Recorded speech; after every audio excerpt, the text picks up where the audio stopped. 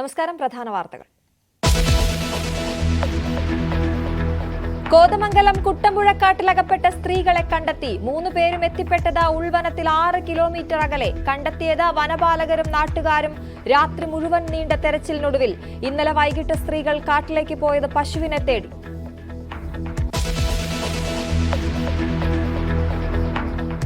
മഹാരാഷ്ട്ര മുഖ്യമന്ത്രിയെ മറ്റന്നാൾ പ്രഖ്യാപിക്കും. ഫട്നാവിസിനെ പ്രഖ്യാപിക്കാൻ എൻഡിഎയും നിയമസഭാ കക്ഷിയും യോഗം ചേരും. അമിത്ഷായുടെ സാന്നിധ്യത്തിൽ വകുപ്പുകളിൽ ധാരണയായി.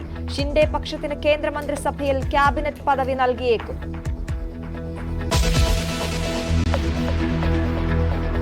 ഇന്നും അദാനി വിഷയം പാർലമെന്റിലെത്തും. ചർച്ച വേണമെന്ന ആവശ്യത്തിൽ പ്രതിപക്ഷം. സംഭാൽ മണിപ്പൂർ വിഷയങ്ങളിലും ചർച്ച ആവശ്യപ്പെട്ട് നോട്ടീസ്.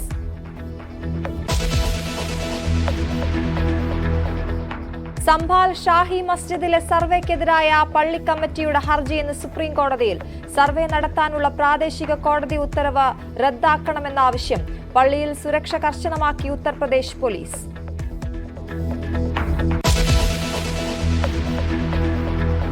തൃപ്പൂണിത്തുറ ക്ഷേത്രത്തിലെ ആന എഴുന്നള്ളത്തിൽ ഹൈക്കോടതി ഇന്ന് വിധി പറയും. ക്ഷേത്ര ഭാരവാഹികളുടെ ഹർജിയിലെ ആവശ്യം ഉത്സവത്തിന് 15 ആനകളെ എഴുന്നള്ളിക്കാനുള്ള അനുമതി.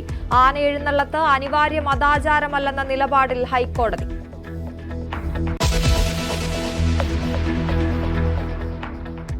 പെരിന്തൽമണ്ണ സ്വർണ്ണക്കൊള്ളയിൽ പിടിയിലായത് ബാലഭാസ്കറിന്റെ ഡ്രൈവറായിരുന്ന അർജുൻ. വീണ്ടും ചർച്ചയായി അപകടത്തിലെ ദുരൂഹത.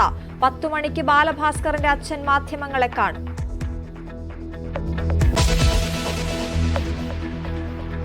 ക്ഷേമ പെൻഷൻ ക്രമക്കേടിന് വഴിവെച്ചത് ഗുണഭോക്താക്കളെ തെരഞ്ഞെടുക്കുന്നതിൽ വന്ന വീഴ്ച. ചട്ടവിരുദ്ധമായി പെൻഷൻ കൈപ്പറ്റിയെന്ന് CAG റിപ്പോർട്ട്. സർക്കാർ ഖജനാവിനുണ്ടായത് വലിയ നഷ്ടമെന്നും കൺട്രോളർ ആൻഡ് ഓഡിറ്റ് ജനറൽ.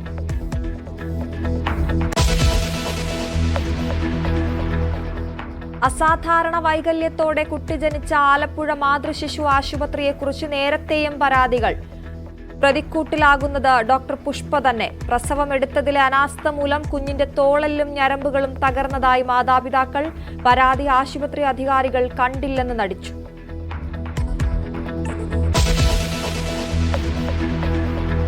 ദുരന്തത്തിന്റെ നോവടങ്ങാത്ത ചൂരൽമലക്കാർക്ക് ഒറ്റ ആവശ്യം മാത്രം: തങ്ങളുടെ ഭൂമിയിൽ തന്നെ കഴിയണം. ചൂരൽമലയിൽ ബാക്കിയായവരുടെ ആഗ്രഹം സർക്കാരിന് മുന്നിലെത്തിക്കാൻ ന്യൂസ് 18. മറന്നോ വയനാടിനെ വാർത്താ പരമ്പര തുടരുന്നു.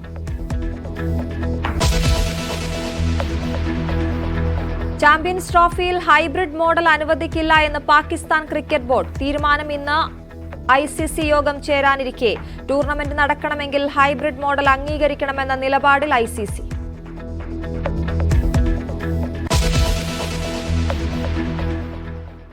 വിശദമായ വാർത്തയിലേക്ക്. എറണാകുളം കുട്ടമ്പുഴ വനത്തിൽ കാണാതായ സ്ത്രീകളെ കണ്ടെത്തി. 3 പേരുമുള്ളത് 6 കിലോമീറ്റർ ചുറ്റളവിലാണ്. അറയ്ക്കമുത്ത് എന്ന സ്ഥലത്താണ് ഇവരെ കണ്ടത്. DFO ആണ് ഇക്കാര്യം അറിയിച്ചത്.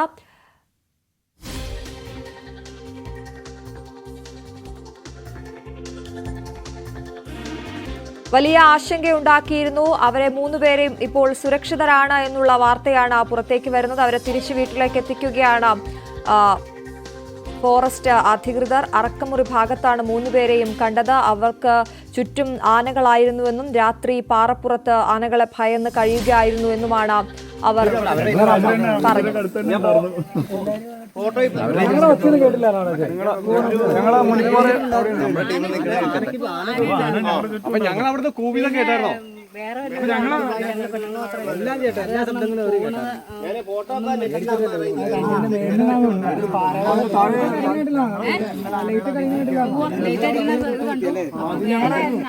അങ്ങനെ വേറെ ആരും ആണോന്ന് അറിയില്ലല്ലോ. ഞങ്ങൾ മാത്രമല്ലേ ഉള്ളൂ.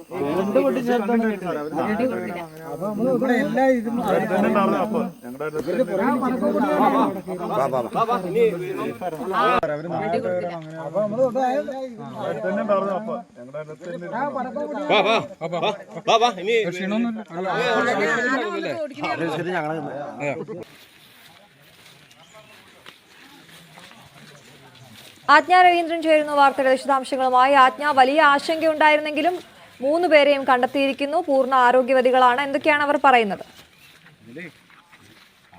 ഈ 14 മണിക്കൂറുകൾ നീണ്ട ആശങ്കയ്ക്കൊടുവിലാണ് മൂവരെയും കണ്ടെത്തിയ വിവരം DFO അറിയിക്കുന്നത്.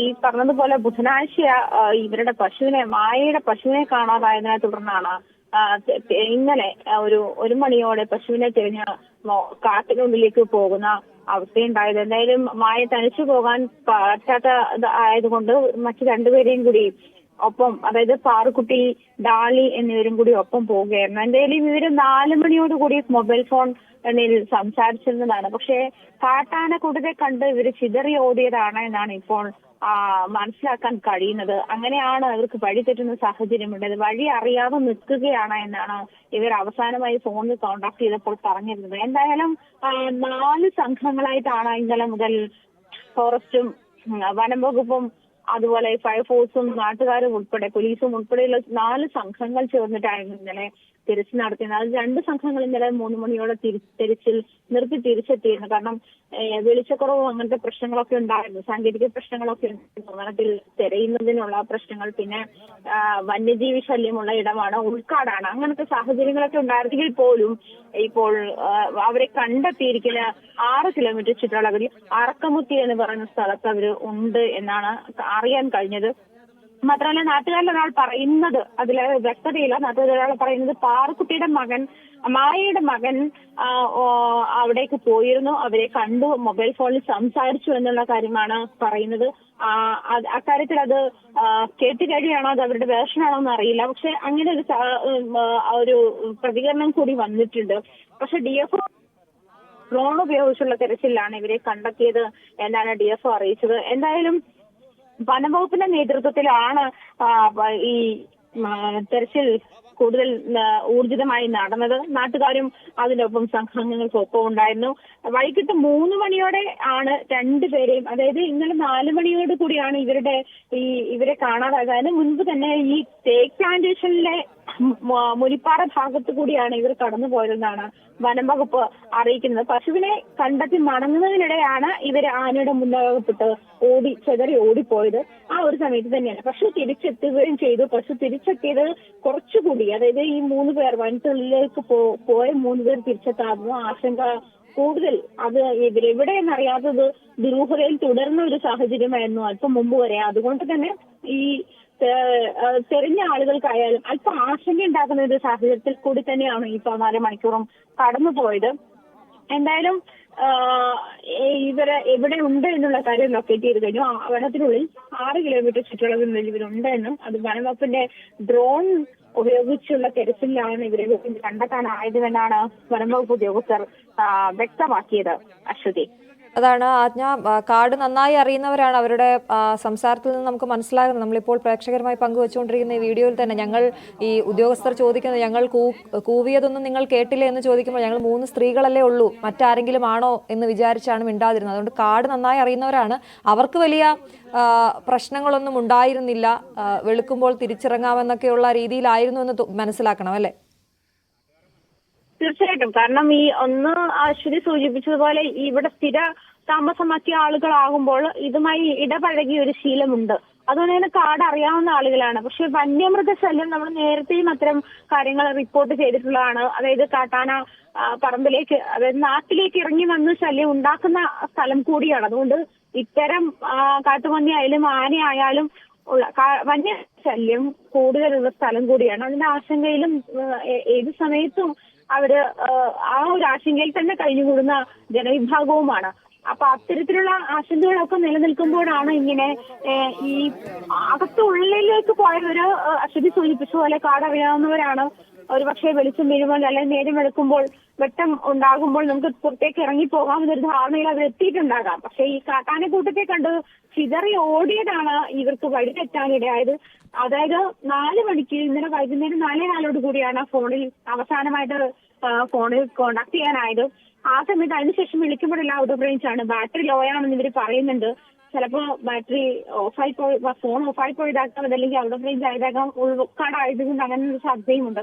എന്തായാലും ഈ പറഞ്ഞതുപോലെ വനം നന്നായി അറിയാവുന്ന ആളുകൾ ആണെങ്കിൽ കൂടിയും ഇത്തരം ഭീതിതമായ അന്തരീക്ഷത്തിൽ ചെന്നപ്പെടുമ്പോൾ ഒരുപക്ഷെ കുടുങ്ങിപ്പോകുന്ന സാഹചര്യം, ഇങ്ങോട്ട് പോകണം എന്നറിയാതെ കുഴയുന്ന ഒരു സാഹചര്യമൊക്കെ ഉണ്ടാകാം. അങ്ങനെ പെട്ടുപോയത് ആയിരിക്കാമെന്നാണ്. എന്തായാലും ഒരു പുറത്തേക്ക് അല്പസമയത്തിനുള്ളിൽ അവരെ കൊണ്ടുവരും. അതിനുശേഷം എന്താണ് സംഭവിച്ചെന്നുള്ള കാര്യത്തിൽ വ്യക്തത ഉണ്ടാവുകയുള്ളൂ. എന്തായാലും ഈ മായയുടെ മകൻ അവിടെ എത്തിയിട്ടുണ്ട്, ഇവരെ ലൊക്കേറ്റ് ചെയ്തിട്ടുണ്ട്, ഇവരുമായി സംസാരിച്ചിട്ടുണ്ട് എന്ന് നാട്ടുകാരിൽ ഒരാൾ പറയുന്നുണ്ട്. അത് മാത്രമല്ല DFO ഇവരുടെ വനംവകുപ്പിന്റെ ഡ്രോൺ ഉപയോഗിച്ചുള്ള തിരച്ചിലാണ് ഇവരെ കണ്ടെത്തിയതെന്ന് വനംവകുപ്പും അറിയിക്കുന്നുണ്ട്. ശരി, ആജ്ഞ രവീന്ദ്രനാണ് വിവരങ്ങൾ നൽകി. എന്തായാലും ആശ്വാസ വാർത്തയാണ്, 3 പേരെയും സുരക്ഷിതരായി കണ്ടെത്തിയിരിക്കുന്നു. അർജുന്റെ അറസ്റ്റോടെ വീണ്ടും ചർച്ചകളിൽ നിറഞ്ഞ ബാലഭാസ്കറിന്റെ മരണം. പെരിന്തൽമണ്ണയിൽ ജുവലറി ഉടമകളെ ആക്രമിച്ച് 3.5 കിലോ സ്വർണം കവർന്ന കേസിലാണ് ബാലഭാസ്കറിന്റെ മുൻ ഡ്രൈവർ കഴിഞ്ഞ ദിവസം അറസ്റ്റിലായത്. ബാലഭാസ്കറിന്റെ മരണത്തിൽ സ്വർണ്ണക്കടത്ത് സംഘങ്ങൾക്ക് ബന്ധമുണ്ടെന്ന് തുടക്കം മുതൽ തന്നെ ആരോപണങ്ങൾ ഉയർന്നിരുന്നു.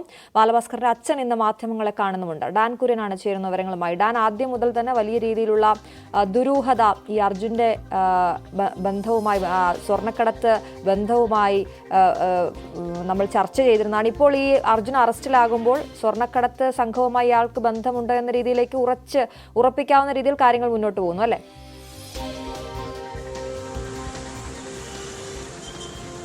അശ്വതി, പെരിന്തൽമണ്ണയിലെ സ്വർണ്ണ വ്യാപാരികളെ ആക്രമിച്ച് അവരുടെ പക്കൽ നിന്ന് 3.5 കിലോ സ്വർണം തട്ടിയെടുത്ത സംഘത്തിൽ ഈ നേരത്തെ ബാലഭാസ്കറിന്റെ ഡ്രൈവറായിരുന്ന അർജുനും ഉൾപ്പെട്ടിട്ടുണ്ട് എന്ന കണ്ടെത്തലാണ് ഇപ്പോൾ വലിയ തരത്തിലുള്ള വിവാദങ്ങൾക്ക് വഴിവെച്ചിരിക്കുന്നത്. ബാലഭാസ്കറിന്റെ ബന്ധു കൂടിയായ പ്രിയ വേണുഗോപാലാണ് ഇത് സംബന്ധിച്ച് കഴിഞ്ഞ ദിവസം സമൂഹ മാധ്യമത്തിൽ ഒരു പോസ്റ്റ് ഇട്ടത്. പിന്നീട് ആ പോസ്റ്റ് വലിയ തരത്തിൽ ചർച്ച ചെയ്യപ്പെടുകയായിരുന്നു. എന്തായാലും 10 മണിക്ക് ബാലഭാസ്കറിന്റെ അച്ഛൻ മാധ്യമങ്ങളെ കാണുന്നുണ്ട്. ഈ കുടുംബം ഈ കാര്യത്തിൽ നേരത്തെ തന്നെ സംശയം ഉന്നയിച്ചതാണ്.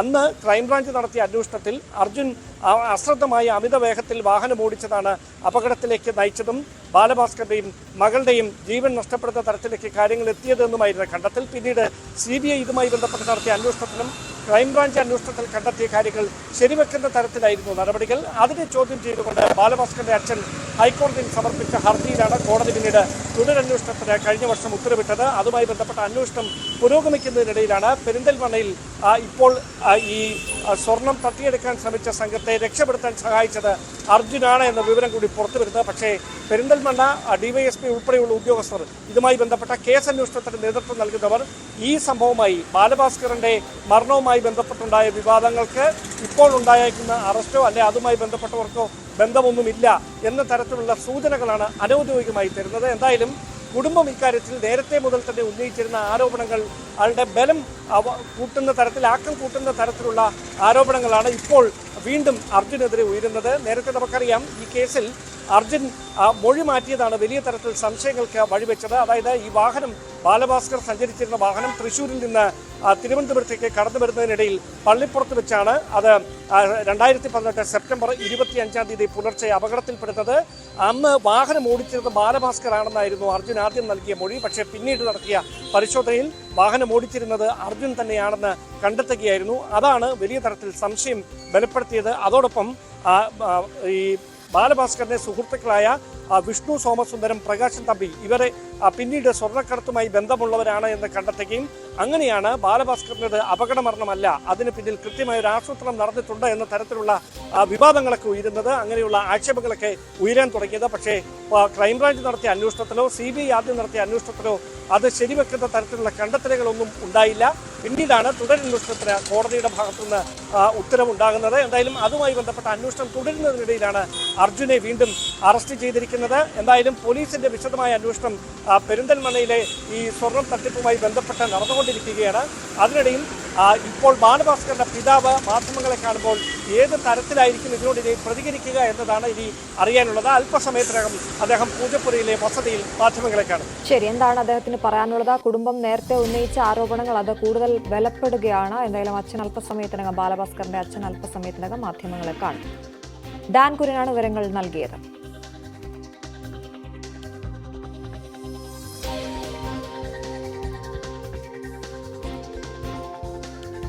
അതാണ് എന്തായാലും ഈ വിഷയം വീണ്ടും ചർച്ചയാകുന്നു എന്നുള്ളതാണ്. ആ സമയത്ത് തന്നെ ബാലഭാസ്കറിന്റെ അപകട മരണത്തെ തുടർന്ന് വലിയ രീതിയിൽ ചർച്ചയായിരുന്നു.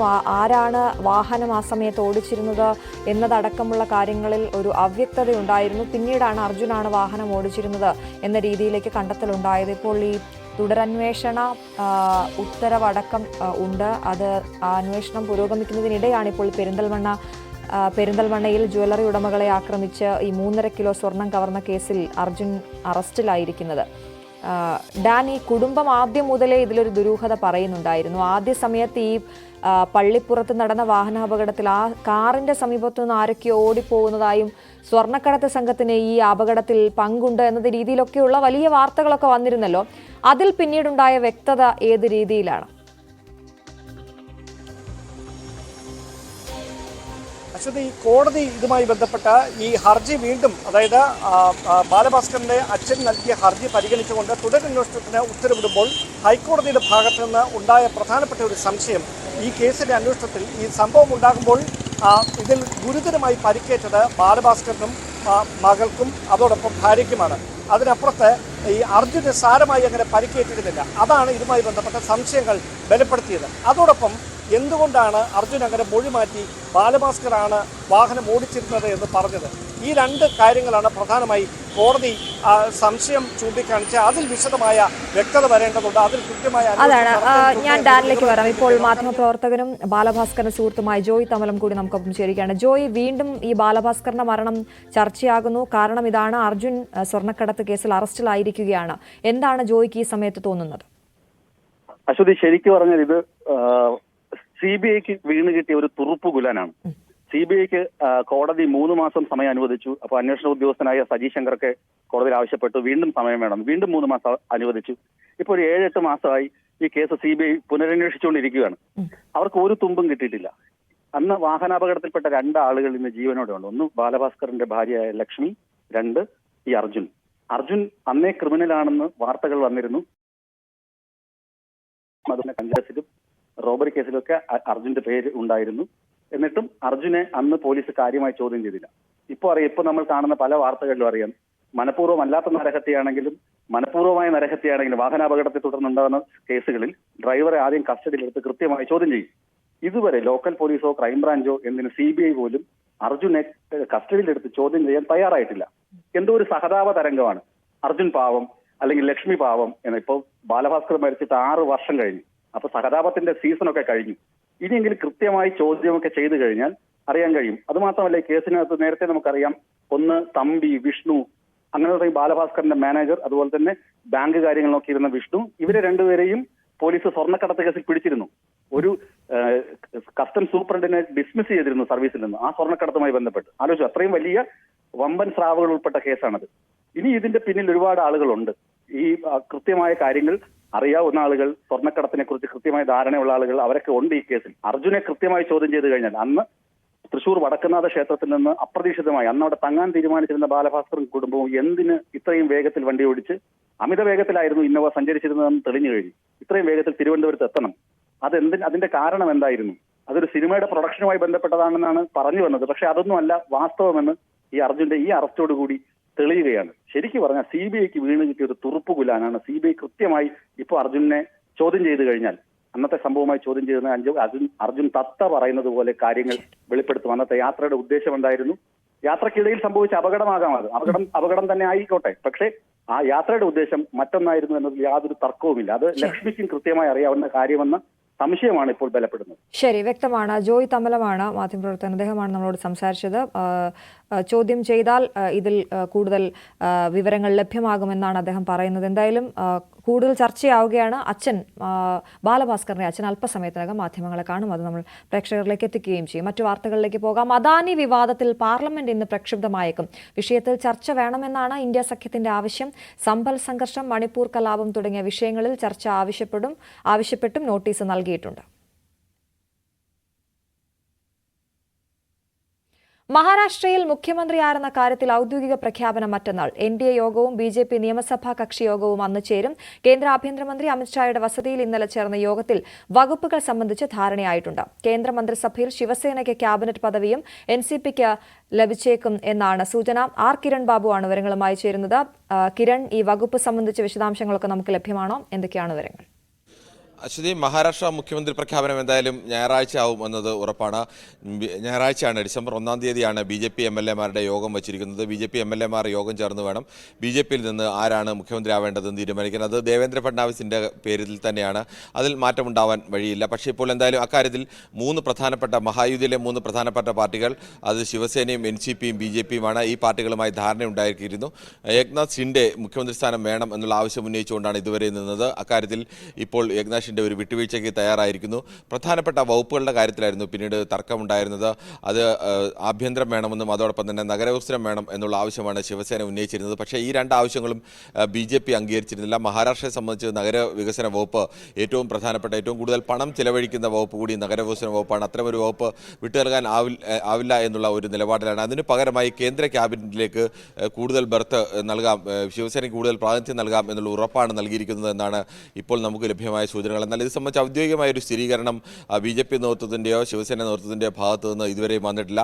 അമിത്ഷായുമായും BJP ദേശീയ അധ്യക്ഷൻ JP നദ്ദയുമായും ഏക്നാഥ് ഷിൻഡെയും അജിത് പവാറും ഇന്നലെ ചർച്ച നടത്തിയിരുന്നു. ആ ചർച്ചയിൽ ഉണ്ടായ ഒരു ധാരണ എന്ന് പറയുന്നത് BJPക്ക് മുഖ്യമന്ത്രി സ്ഥാനം നൽകാൻ സമ്മതമാണ്. അതോടൊപ്പം തന്നെ പ്രധാനപ്പെട്ട വകുപ്പുകൾ, അത് ആഭ്യന്തര വകുപ്പും അതോടൊപ്പം നഗരവികസന വകുപ്പും BJPക്ക്, അജിത് പവാറിന് ധനകാര്യ വകുപ്പ്, അദ്ദേഹം നേരത്തെ കൈകാര്യം ചെയ്യുന്ന ധനകാര്യ വകുപ്പ് തന്നെ അജിത് പവാറിന് തുടരും. അതോടൊപ്പം തന്നെ ശിവസേനയ്ക്ക് റവന്യൂവും PWD-യാണ്.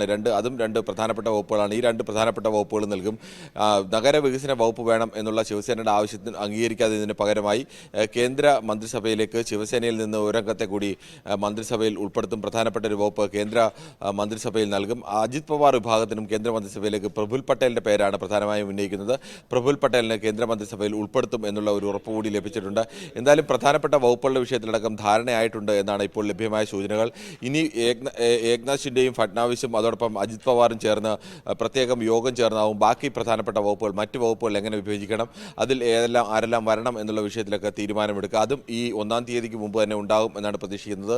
ഇന്നോ നാളെയോ അത്തരം ചർച്ചകളും നടക്കാൻ സാധ്യതയുണ്ട്. എന്തായാലും ഞായറാഴ്ചയ്ക്ക് ശേഷം മാത്രമേ എന്തായാലും പുതിയ മന്ത്രിസഭയുടെ സത്യപ്രതിജ്ഞ മഹാരാഷ്ട്രയിൽ ഉണ്ടാവാൻ സാധ്യതയുള്ളൂ എന്നാണ് നിലവിൽ പുറത്തുവരുന്ന സൂചനകളിൽ നിന്ന് വ്യക്തമാകുന്നത്. ശരി കിരൺ.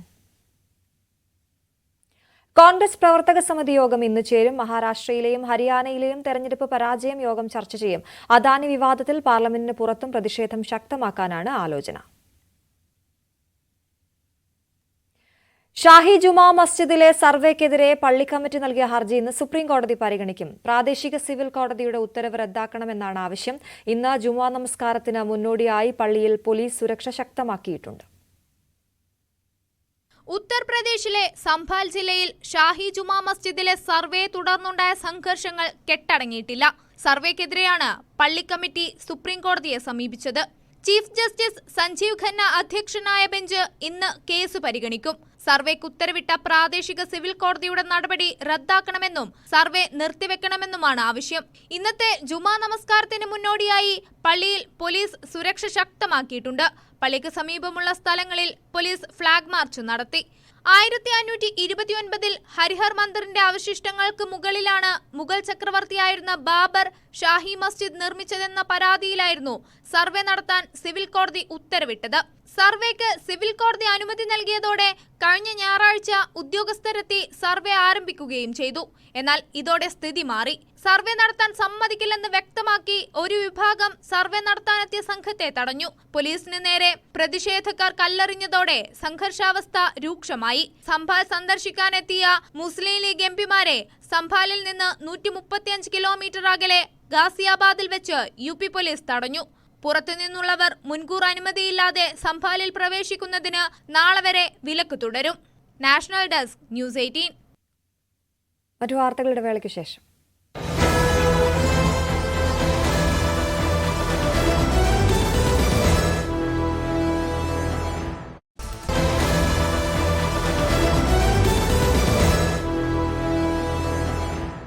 വീണ്ടും വാർത്തയിലേക്ക്. തൃപ്പൂണിത്തുറ ശ്രീ പൂർണ്ണത്രയ ക്ഷേത്രത്തിലെ ആന എഴുന്നള്ളത്തിന് ഇളവ് തേടി ദേവസ്വം ഭരണസമിതി നൽകിയ ഹർജി ഹൈക്കോടതി ഇന്ന് പരിഗണിക്കും. ഉത്സവത്തിന് 15 ആനകളെ എഴുന്നള്ളിക്കാൻ അനുവദിക്കണം എന്നതാണ് ഹർജിയിലെ ആവശ്യം.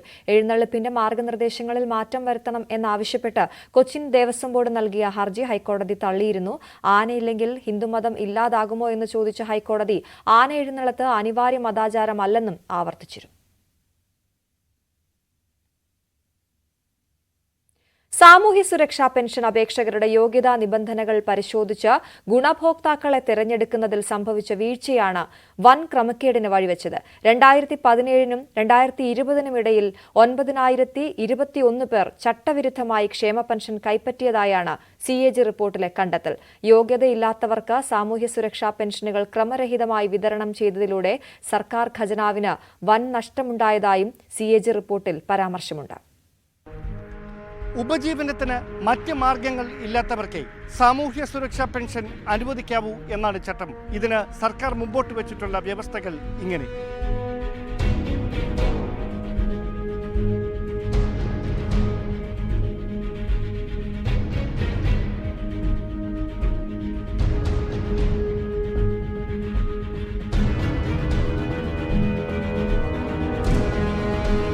അപേക്ഷകൻ കേന്ദ്ര സർക്കാരിൽ നിന്നോ മറ്റ് സംസ്ഥാന സർക്കാരുകളിൽ നിന്നോ ശമ്പളം, പെൻഷൻ, കുടുംബ പെൻഷൻ എന്നിവ സ്വീകരിക്കുന്ന ആളായിരിക്കരുത്. കേന്ദ്ര സംസ്ഥാന പൊതുമേഖലാ സ്ഥാപനങ്ങളിൽ നിന്ന് വിരമിച്ച ആളായിരിക്കരുത്.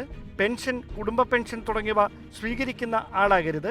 ഇതിനു പുറമെ ആദായ നികുതിദായകനാകരുത് എന്നും സർക്കാർ നിഷ്കർഷിച്ചിട്ടുണ്ട്. എന്നാൽ വ്യവസ്ഥകൾ ഇങ്ങനെയായിരിക്കെ സർക്കാർ ജീവനക്കാരോ സർവീസ് പെൻഷൻകാരോ താൽക്കാലിക ജീവനക്കാരോ ആണെന്ന വസ്തുത മറച്ചുവെച്ച് നിരവധി പേർ ക്രമരഹിതമായി ക്ഷേമ പെൻഷൻ ഗുണഭോക്താക്കളായി അംഗീകാരം നേടി സാമൂഹ്യക്ഷേമ പെൻഷൻ വാങ്ങിക്കൊണ്ടിരിക്കുന്നു എന്നതാണ് CAG റിപ്പോർട്ടിലെ പരാമർശം. 2017-നും 2020-നും ഇടയിൽ സർക്കാർ ജീവനക്കാരുടെയും പെൻഷൻകാരുടെയും പട്ടിക സംബന്ധിച്ച ഡാറ്റയുമായി സേവന പെൻഷൻ സോഫ്റ്റ്വെയറിന്റെ ലഭ്യമാക്കിയ ഡാറ്റ താരതമ്യം ചെയ്തതിലൂടെ 9,201 സർവീസ് പെൻഷൻകാരും സർക്കാർ ജീവനക്കാരും ക്രമരഹിതമായി സാമൂഹ്യ സുരക്ഷാ പെൻഷൻ കൈപ്പറ്റിയതായാണ് കണ്ടെത്തൽ.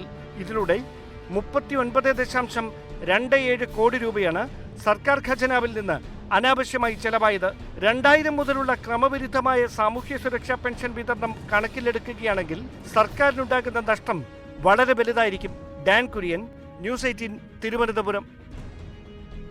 വിമതർക്കെതിരെ നടപടി കടുപ്പിച്ച സിറോ മലബാർ സഭ. മഞ്ഞപ്ര ഇടവകയിലെ സഹവികാരി ഫാദർ ജെഫിനെ സസ്പെൻഡ് ചെയ്തതിനെതിരെ പ്രതിഷേധം സംഘടിപ്പിച്ചിരുന്നു.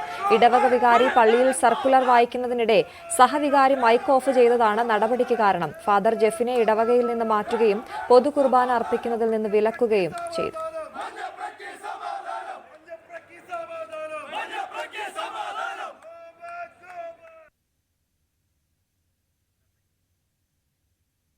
ശബരിമല വാർത്തകൾ. ശബരീശ ദർശനം നിങ്ങൾക്കായി സമർപ്പിക്കുന്നത് മിൽമ ഗീ. വ്രതശുദ്ധിയുടെയും നന്മയുടെയും നാളുകൾ പരിശുദ്ധമാക്കാം മിൽമയ്ക്കൊപ്പം.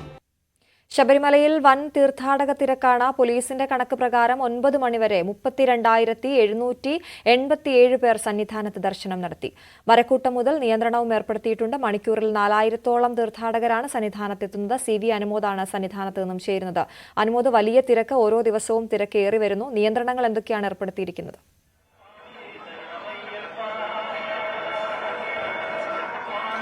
അശ്വതി, സന്നിധാനത്ത് അവധി ദിവസങ്ങൾ കൂടി വരുന്നതോടെ ഇനിയും തിരക്ക് ഏറുന്ന ഒരു സാഹചര്യമാണ് ഉള്ളത്.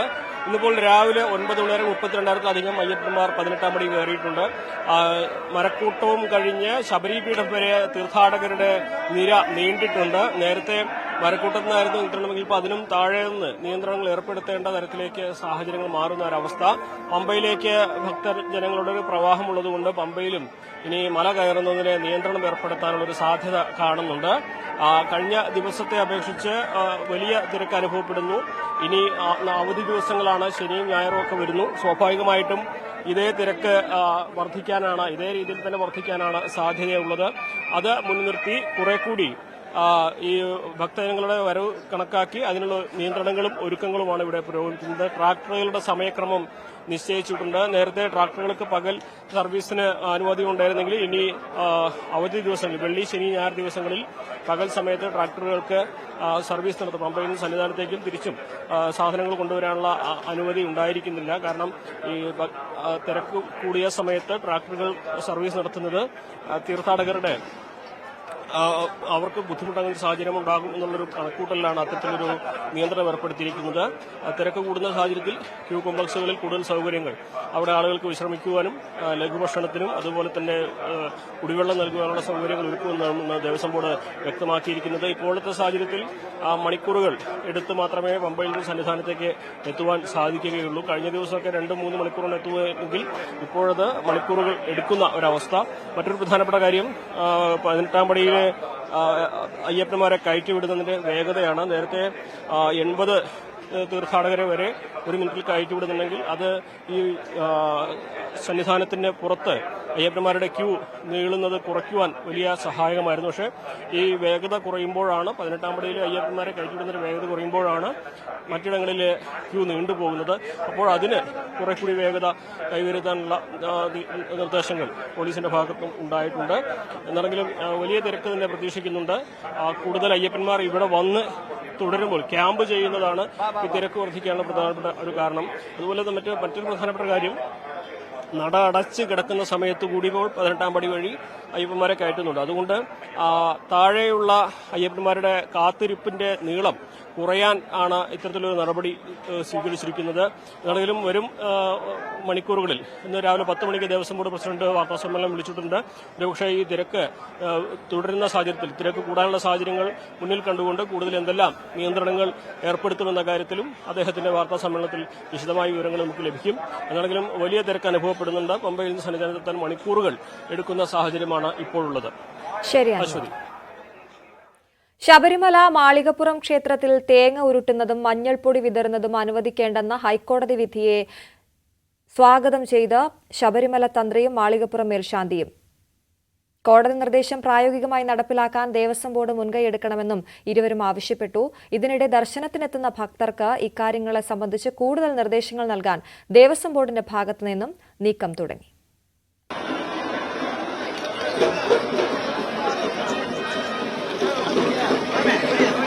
ശ്രീകോവിലിന് ചുറ്റും നാളികേരമുട്ടുക, ശ്രീകോവിലിന് മുകളിലേക്ക് വസ്ത്രങ്ങളെറിയുക, മഞ്ഞൾപ്പൊടി വിതറുക എന്നു തുടങ്ങി ശബരിമലയിൽ അനുഷ്ഠിക്കുന്ന ആചാരങ്ങളുമായി യാതൊരു ബന്ധവുമില്ലാത്ത ഒട്ടേറെ പ്രവൃത്തികൾ മാളികപ്പുറത്ത് നടക്കുന്നുണ്ട്.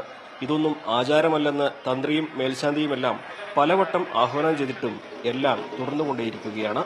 ഈ സാഹചര്യത്തിലാണ് ഹൈക്കോടതിയുടെ ഇടപെടൽ. കോടതി നിർദ്ദേശം സ്വാഗതാർഹമാണ്.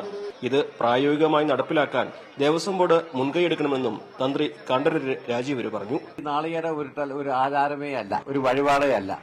വെറ്റില വർദ്ധിക്കുന്നു, പിന്നെ മഞ്ഞൾപ്പൊടി ആ ക്ഷേത്രത്തിന് ചുറ്റും വിതറുന്നു, മാളിപ്പുറം ദേവീ ക്ഷേത്രത്തിന് ചുറ്റും, മണിമണ്ഡപത്തില് ഭസ്മം വിതറുന്നു.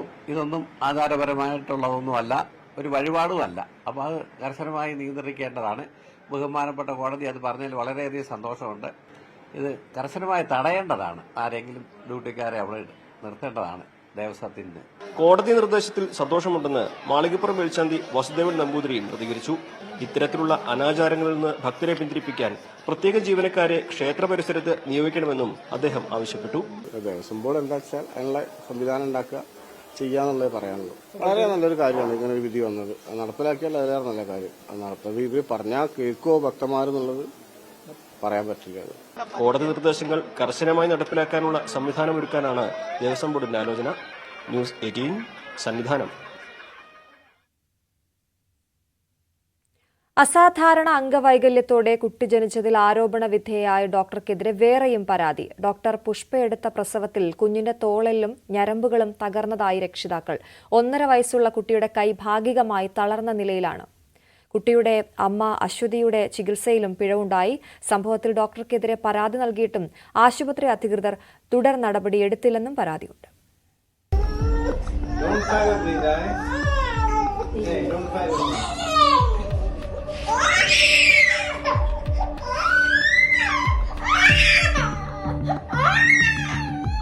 ആലപ്പുഴ വനിതാ ശിശു ആശുപത്രിയിൽ പ്രസവത്തിനിടയിൽ നവജാത ശിശുക്കളുടെ കൈയൊടിയുന്നു എന്ന ഗുരുതര ആരോപണം നിലനിൽക്കെയാണ് ഡോക്ടർ പുഷ്പയ്ക്കെതിരെ ഭാഗികമായി തളർന്ന കൈയുള്ള കുഞ്ഞുമായി പരാതിയുമായി വിഷ്ണുവും അശ്വതിയും എത്തുന്നത്. 1.5 വയസ്സുകാരൻ വിഹാൻ ഈ കഴിഞ്ഞ കാലമത്രയും കടന്നുപോയത് വലിയ വേദനകളിലൂടെയാണെന്ന് കുടുംബം പറയുന്നു.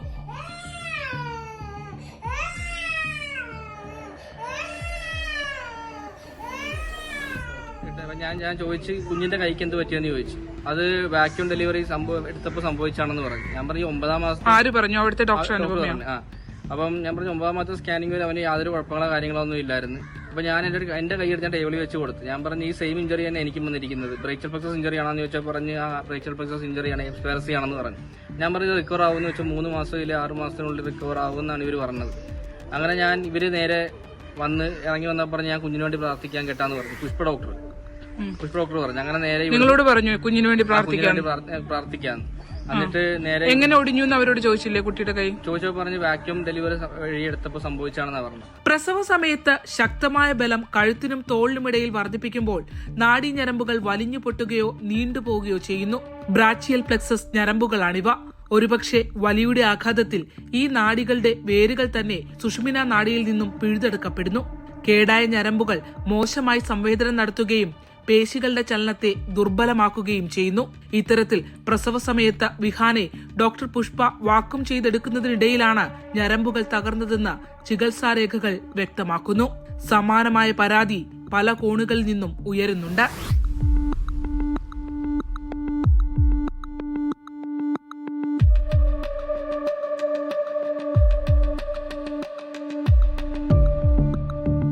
എല്ലാ ദിവസവും കരച്ചിലും ബേളമായിരുന്നു. അല്ല, അപ്പൊ നിങ്ങൾ WNC അന്ന് തന്നെ മെഡിക്കൽ കോളേജിലേക്ക് റെഫർ ചെയ്തു? റെഫർ ചെയ്തു. ഇവിടെ ഇങ്ങോട്ടേക്ക് റെഫർ ചെയ്തായിരുന്നു. ഇങ്ങോട്ടേക്ക് റെഫർ ചെയ്തപ്പോഴാണ് പറഞ്ഞത് സ്ലിംഗ് ഇടാൻ പറഞ്ഞു, കുളിപ്പിക്കണ്ടെന്ന് പറഞ്ഞു. പ്രസവിച്ച ഉടൻ തന്നെ കുട്ടിയെ മെഡിക്കൽ കോളേജ് ആശുപത്രിയിലേക്ക് മാറ്റിയിരുന്നു. എന്നാൽ ഡിസ്ചാർജ് സമ്മറിയിലടക്കം ഇക്കാര്യങ്ങളൊന്നും ആശുപത്രി അധികൃതർ രേഖപ്പെടുത്തിയില്ല. പ്രസവശേഷം സ്റ്റിച്ച് പൂർത്തിയാക്കാതെ വീട്ടിലേക്ക് മടങ്ങിയ ഡോക്ടർ തനിക്ക് രക്തസ്രാവം ഉണ്ടായതിനെ തുടർന്ന് മണിക്കൂറുകൾക്ക് ശേഷം മടങ്ങിയെത്തിയാണ് തുന്നൽ പൂർത്തിയാക്കിയതെന്നും അശ്വതി പറയുന്നു. ആദ്യം കുട്ടിയെ വാക്യൂമിൽ പുറത്തെടുത്തിട്ട് ഇവര് സ്റ്റിച്ച് ഇട്ട് കഴിഞ്ഞിട്ട് ജൂനിയർ ഡോക്ടർമാരാണ് സ്റ്റിച്ച് ഇട്ടത്. എന്നിട്ട് അവരങ്ങും പോയി. ഞാൻ അപ്പോഴത്തേക്കും ആ ലേബർ റൂമിൽ തന്നെ കിടക്കുമായിരുന്നു. കുറച്ച് കഴിഞ്ഞിട്ട് നഴ്സുമാരും 1-2 സ്റ്റാഫും കൂടി ബോഡി ക്ലീൻ ചെയ്യാൻ വേണ്ടിയിട്ട് വന്നായിരുന്നു. ക്ലീൻ ചെയ്യാനായിട്ട് കാല് രണ്ടും കൂടി കുത്തിയപ്പോഴത്തേക്കും താഴോട്ട് ബ്ലഡ് പോകുന്നു. അപ്പം എനിക്ക് ഫീലായി എന്തോ നമ്മുടെ ദേഹത്തൂടി താഴോട്ട് പോകുന്നതായിട്ട് നമുക്ക് ഫീൽ ചെയ്തപ്പോഴത്തേക്ക് 1-2 നഴ്സുമാർ റൂമിൽ നിന്ന് പെട്ടെന്ന് ഇറങ്ങിപ്പോയി. അവർ വന്ന് കുറെ കോട്ടൺ എല്ലാമായിട്ട് വന്ന് ഒപ്പുന്നത് കണ്ടപ്പോൾ ഞാൻ കണ്ടു, റെഡ് കളർ കണ്ടു പഞ്ഞിക്കകത്ത്. അപ്പോൾ എനിക്ക് മനസ്സിലായി അത് ബ്ലഡ് ആണെന്ന് മനസ്സിലായി. ഈ പുഷ്പ ഡോക്ടറിന്റെ കൂടെ വേറൊരു മെയിൽ ഡോക്ടറും ഫീമെയിൽ ഡോക്ടറും ഉണ്ടായിരുന്നു. ആ മെയിൽ ഡോക്ടറാണ് എന്നോട് വന്ന് പറഞ്ഞത് സ്റ്റിച്ച് കുറച്ച് കൂടുതലുണ്ട്, അത് ഞങ്ങൾ ഇടത്തില്ല, മെയിൻ ഡോക്ടറെ അത് ഇടത്തുള്ളൂ, ഡോക്ടർ വീട്ടിൽ പോയിരിക്കുവാണ്, കുറച്ച് കഴിഞ്ഞിട്ട് വരും, എന്നിട്ട് ആ സ്റ്റിച്ച് ഇടുമെന്ന് പറഞ്ഞത്. ഒരു അപകടശേഷം കൈയുടെ ചലനശേഷി നഷ്ടപ്പെട്ടയാളാണ് വിഷ്ണു. ഇതിനിടയിലാണ് കുഞ്ഞിനുണ്ടായ ദുരന്തം. ആശുപത്രി സൂപ്രണ്ട് ഡോക്ടർ ദീപ്തിക്ക് പരാതി നൽകിയപ്പോൾ മെഡിക്കൽ ബോർഡ് കൂടിയ ശേഷമേ നടപടിയെടുക്കാൻ കഴിയൂ എന്ന് പറഞ്ഞ് ഒഴിവാക്കുകയായിരുന്നുവെന്ന് കുടുംബം ആരോപിക്കുന്നു. പ്രസവം നിർത്തൽ ശസ്ത്രക്രിയയെ തുടർന്ന് ആശ എന്ന ലാബ് ടെക്നീഷ്യൻ മരിച്ച സംഭവം, ഇവയിലെല്ലാം പ്രതിസ്ഥാനത്ത് ഡോക്ടർ പുഷ്പയുടെ പേരായിരുന്നു ഉയർന്നു കേട്ടത്. എന്നാൽ ഈ കേസുകളിലൊന്നും തന്നെ ആരോഗ്യവകുപ്പിന്റെ അന്വേഷണം എങ്ങുമെത്തിയില്ല. നവജാത ശിശുവിന് അംഗവൈകല്യം സംഭവിച്ച കേസിലും ആരോഗ്യവകുപ്പിന്റെ അന്വേഷണം പേരിന് മാത്രമാണോ എന്ന് വേണം കാത്തിരുന്ന് കാണാൻ. ശരണ്യ സ്നേഹജൻ, ന്യൂസ് 18, ആലപ്പുഴ. ADM നവീൻ ബാബുവിന്റെ മരണത്തിൽ വീണ്ടും കണ്ണൂർ ജില്ലാ കളക്ടറുടെ മൊഴിയെടുത്തു. യാത്രയയപ്പ് സമ്മേളനത്തിന് ശേഷം ചേംബറിലെത്തി തെറ്റുപറ്റിയെന്ന് ADM തന്നോട് പറഞ്ഞു എന്നായിരുന്നു കളക്ടറുടെ മൊഴി. കളക്ടറുടെ ക്യാമ്പ് ഓഫീസിലെത്തിയായിരുന്നു ACP രത്നകുമാർ, ശ്രീജിത്ത് കോടേരി എന്നിവരുടെ നേതൃത്വത്തിൽ മൊഴിയെടുപ്പ്.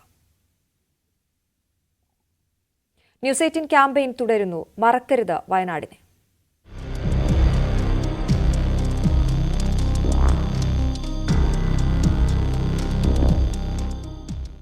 പുനരധിവാസമാണ് എല്ലാം തകർത്തെറിഞ്ഞ നാട്ടിൽ ശേഷിക്കുന്ന ജനങ്ങൾ ഒന്നാകെ സർക്കാരിനോട് ആവശ്യപ്പെടുന്നത്.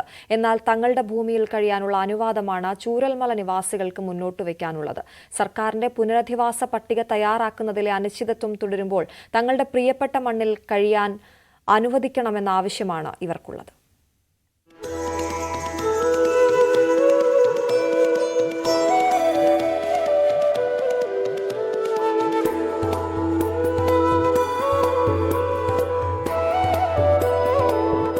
ഒരു കാലത്ത് കേരളത്തിലെ ഏറ്റവും സുന്ദരമായ ചെറുപട്ടണങ്ങളിൽ ഒന്നായ ചൂരൽമല ഇന്നൊരു തകർന്ന പ്രദേശമാണ്.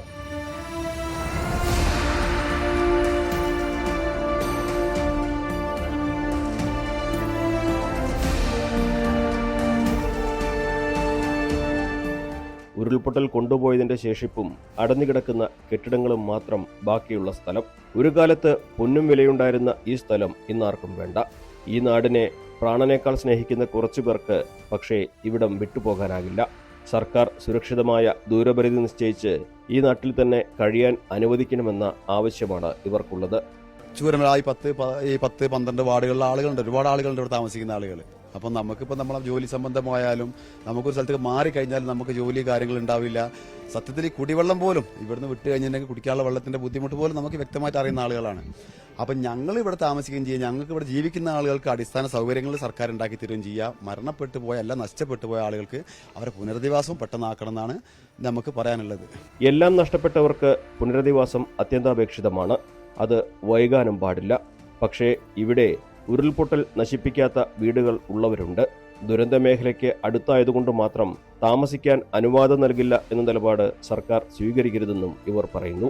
പുനരധിവാസവുമായി ബന്ധപ്പെട്ട് ഇപ്പോൾ മുന്നോട്ട് പോകാൻ ഒന്നും കഴിഞ്ഞിട്ടില്ല. അത് അടിയന്തരമായിട്ട് ചെയ്താലാണ് ഇപ്പോൾ പറഞ്ഞ മാതിരി തന്നെ ലോണിന്റെ വിഷയത്തിൽ മുന്നോട്ട് പോകാൻ പറ്റുള്ളൂ. ബാങ്കുകാർ നമുക്ക് ലോണ് കാര്യങ്ങൾ ചെയ്യോ, നമുക്ക് കൃഷി അവിടെ ചെയ്യാൻ കഴിയുമോ, ബിൽഡിംഗ് അവിടെ പണിയാൻ കഴിയുമോ എന്നുള്ള സാഹചര്യം ഉണ്ട്. അപ്പോൾ ആ ഒരു ദൂരത പരിധി എത്രയും പെട്ടെന്ന് നിശ്ചയിച്ചാലാണ് ഇതുമായി ബന്ധപ്പെട്ട് ഈ പ്രദേശത്തുള്ളവർക്ക് മുന്നോട്ട് പോകാൻ കഴിയുള്ളൂ.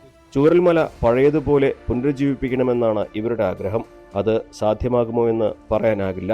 ദുരന്ത നിവാരണ അതോറിറ്റിയുടെയും സർക്കാരിന്റെയും നിർദ്ദേശങ്ങൾ മറ്റെന്തിനേക്കാൾ പ്രധാനപ്പെട്ടതാണ്. പക്ഷേ ഇവരുടെ ആവശ്യത്തിൽ സർക്കാർ നിലപാട് വ്യക്തമാക്കണം.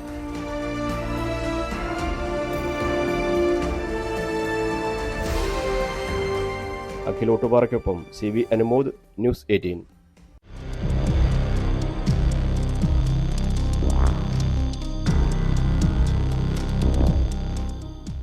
വയനാട് ലോക്സഭാ മണ്ഡലത്തിലെ വോട്ടർമാരോട് നന്ദി പറയാൻ ലോക്സഭാ പ്രതിപക്ഷ നേതാവ് രാഹുൽ ഗാന്ധിയും വയനാട് MP പ്രിയങ്ക ഗാന്ധിയും നാളെ മണ്ഡലത്തിലെത്തും.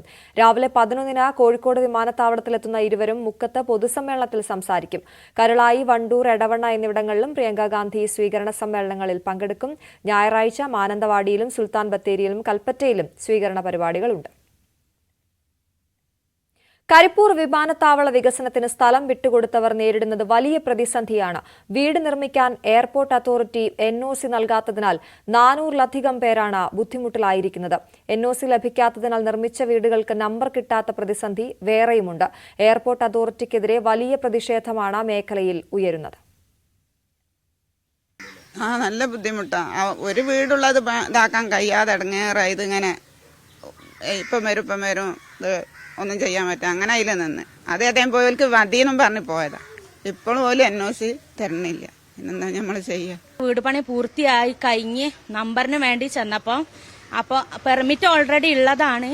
പക്ഷെ നമ്പറിന് വേണ്ടി വീണ്ടും ചെന്നപ്പോൾ നമുക്ക് വീണ്ടും NOC പോലെ ആവശ്യപ്പെടുകയാണ്. നമ്പർ കിട്ടണമെങ്കിൽ NOC രേഖയായിട്ട് വേണം. പക്ഷെ ഒരു NOC നമ്മൾ കൊടുക്കണമെങ്കിൽ അത് ഈ ഭാഗത്തോടെയും കൊടുക്കണില്ല. അതൊക്കെ റിജക്റ്റ് ചെയ്യാണ് ചെയ്യുന്നത്. ഇത്ര അടുത്തുള്ള ആളായാലും ഇതിൻ്റെ ഈ മതിലിൻ്റെ തൊട്ടടുത്തുള്ള സ്ഥലമായിരുന്നു ഞങ്ങൾ NOC കൊടുക്കുന്ന പറഞ്ഞത്. പക്ഷെ ഇതുവരെ ഞങ്ങൾക്ക് NOC അനുവദിച്ച് കിട്ടിയിട്ടില്ല. പിന്നെ ആ 10 സെന്റ് സ്ഥലം എന്ന് പറഞ്ഞാൽ ആ സ്ഥലം എന്ത് ചെയ്യും? പോലെ എന്തെങ്കിലും ഒരു വണ്ടി കൊണ്ടുപോയാൽ വീടൊന്നായിട്ട് തരിക്കുക. അത്രയും അടുത്താണ്. ഇപ്പോൾ ഞാൻ ഇറങ്ങുന്നത് റൺവേൻ്റെ ബൗണ്ടറിമേക്കാണ്. അപ്പോൾ തന്നെ കഴിഞ്ഞാൽ ഇവിടെയുള്ള എല്ലാ ആളുകളും ബുദ്ധിമുട്ടുമാരില്ല എൻ്റെത്. കാരണം വെച്ചാൽ കുളിമുറിയില്ല, കക്കൂസില്ല. കക്കൂസിൻ്റെ ടാങ്ക് ഉള്ളത് എയർപോർട്ടിൻ്റെ സ്ഥലത്താണ്. അപ്പോൾ ഇതുകൊണ്ട് ഇപ്പോൾ ഏറ്റവും കൂടുതൽ ബുദ്ധിമുട്ടായ ഒരാളാണ് ഞാൻ. ഭയങ്കര പ്രശ്നത്തിൽ തന്നെയാണ്. ഓരോ പ്ലെയിൻ ഇറങ്ങി പൊന്തുമ്പോൾ ഭയങ്കര തരിപ്പിച്ചാൽ അന്തിക്ക് രാത്രിയൊക്കെ പേടിയാണ് കിടന്നുറങ്ങാൻ. ഇപ്പൊ റോഡ് തന്നിട്ട് ഞങ്ങൾ പിന്നെ ബാക്കിയുള്ള പണികളൊക്കെ തുടങ്ങുള്ളൂ എന്നാണ് ആദ്യം പറഞ്ഞിരുന്നത്. ആ ഒരു ഉറപ്പ് പ്രകാരമായിരുന്നു അന്ന് പറഞ്ഞിട്ടുണ്ടായിരുന്നത്. ഇപ്പൊ അതൊന്നും ഇല്ല. ഇപ്പൊ റോഡ് അവര് മുട്ടിക്കാൻ പോവുകയാണ്. അപ്പൊ ഞങ്ങൾക്ക് റോഡ് ഇല്ലാതായിട്ട് നിൽക്കുകയാണ്. ഇപ്പോൾ എയർപോർട്ടിന്റെ റോഡ് കിട്ടിയിരിക്കുകയാണെങ്കിൽ എയർപോർട്ടിന് എപ്പോഴും അതടക്കാനുള്ള അധികാരം എയർപോർട്ടിന്റെ അടുത്താണ്. നമുക്ക് കൊണ്ടോട്ടി മുനിസിപ്പാലിറ്റി തന്നെ ഇത്രയും വീടുകൾ ഇവിടെ നിൽക്കുന്നുണ്ട്. അപ്പം എല്ലാവർക്കും റോഡ് വേണം.